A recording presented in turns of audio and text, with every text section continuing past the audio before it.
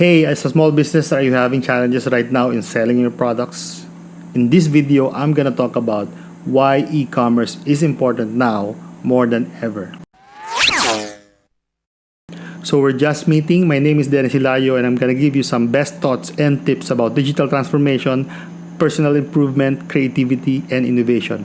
Well, if you haven't already, please consider subscribing and smash the like button. You can also check out some below notes in the description. So let's jump straight into the video. So what is e-commerce? So e-commerce is basically defined as electronic commerce. It's the way for sellers to sell their products or services online through a website, a mobile app, a web app, and whatnot. So by offering this online, these products, it can be physical, it can be digital, but if it's physical, then there has to be a way to connect it automatically to your supplier for shipping. And if it's a digital product, it's a way for the users or the buyers to download the digital products straight from the website. So what are the benefits of e-commerce? So I think the reason why this is important now more than ever is because of the obviously current lockdown or pandemic. So I think the way to go forward is through e-commerce. So the benefit of e-commerce is obviously, to still exist or survive in this current situation. So this realization of going online is already a no-brainer. You know why? Because it is the way to go. After this lockdown, most likely businesses will not go 100% right away, or people will still hesitate to go outside or go to malls, go to your stores and all that. So I think it's really important that as early as now, you really need to set up something for your business, or basically the electronic or e-commerce. So other than survival, there are also other benefits of going e-commerce. Number one, you'll have your wider reach. So if you're a retail or restaurant, before you just cater to your patrons or customers within your premises. So but this time, you'll have wider reach or beyond your location, because e-commerce obviously can reach to other cities or other towns aside from where you are right now. So second is you'll get some seamless transaction experience for your customers. So less interaction, less friction, and increase in buyer convenience. Third is, well, obviously a decrease in overhead, because before you're also maintaining leasehold improvements or housekeeping of your physical or brick or mortar store, but this time you don't need to do that, okay? Or if you're halfly operating, you don't need to really maintain the whole thing. So another benefit is increase in revenue. So obviously wider reach plus flexibility in operating hours. So before, say you close shop at 9 p.m, but this time you can operate 24/7. So increased time, increased reach would result to increase in revenue. So here are some power tips to enable your business towards e-commerce. Number one, you have to choose your e-commerce model. There's a lot of models in e-commerce. There's business to consumer or B2C. There's B2B and whatnot. So BTC is basically the common small business, which is a retail or restaurant catering to individuals. So this is a B2C or business to consumer model. Another model is B2B or business to business. So, for example, you're offering a software product to a particular business, then that's a B2B type of model.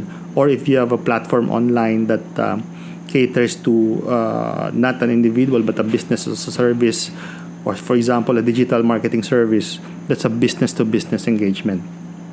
So the third model of e-commerce is C2C, or consumer to consumer model, wherein people who are individuals who are also consuming products, can sell products as well to other consumers. So one model of this is like Amazon, or in our country we have Lazada and Shopee. You can register online there, and anytime put your products and services in that platform and sell and deliver products from that platform. So another model is C2B, which is consumer to business. This is where, for example, you are an influencer and you have a lot of following. Then you can sell advertisements to businesses so that you can advertise in your platform. I mean, they can advertise in their platform. Second item in enabling your business to e-commerce is you have to choose a platform. There's a lot of platform. The common is if you want to have just like a website or a web platform, normally you consider the widely used is Shopify, Shopify.com. We have WooCommerce, which is a plugin in WordPress. You may also want to consider a mobile app. If you know some developers or if you have a budget, then you can have a mobile app.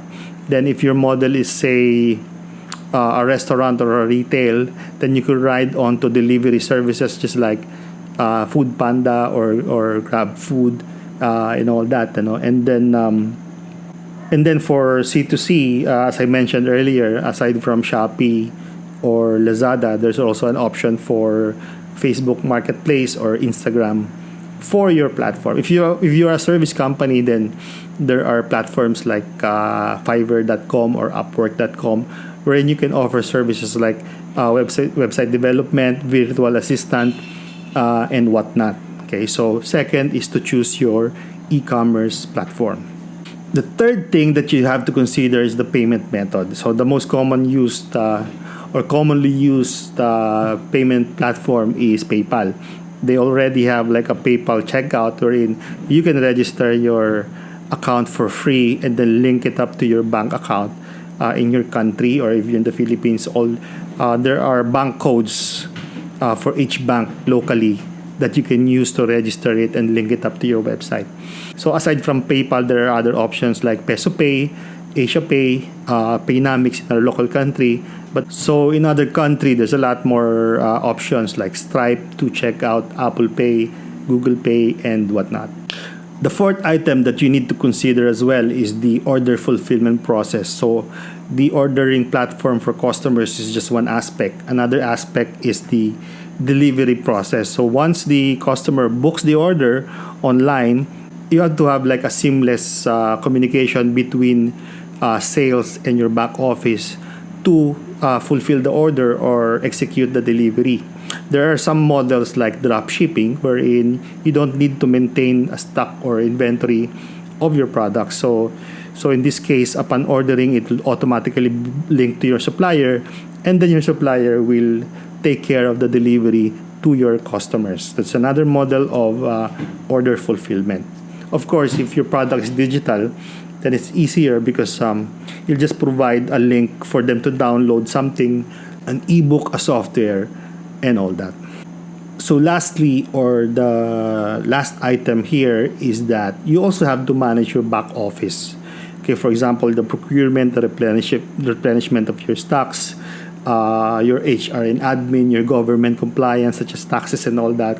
And at the end of the day, your accounting for your financial reports. So those things, as an online business, these things should not be taken for granted because those are all essential functions or department of a typical company, regardless if it's an online business or offline business or hybrid combination of online business.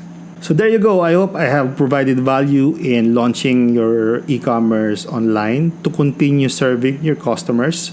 So I think it's about time to take action. I already provided the checklist. Just a matter of either you do it yourself, you try to study how to do it, or commission somebody to do it for you if you have a budget. But at the end of the day, the technology is here, it's available.